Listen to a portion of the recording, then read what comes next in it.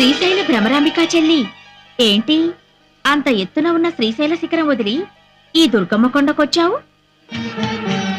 శ్రీశైలంలో ఉండే నా కష్టాలు చెప్పుకుందామని వచ్చానక్క. ఇంతలో నీ ముక్కు పుడకపోయిందని విన్నాను. పోలేదు.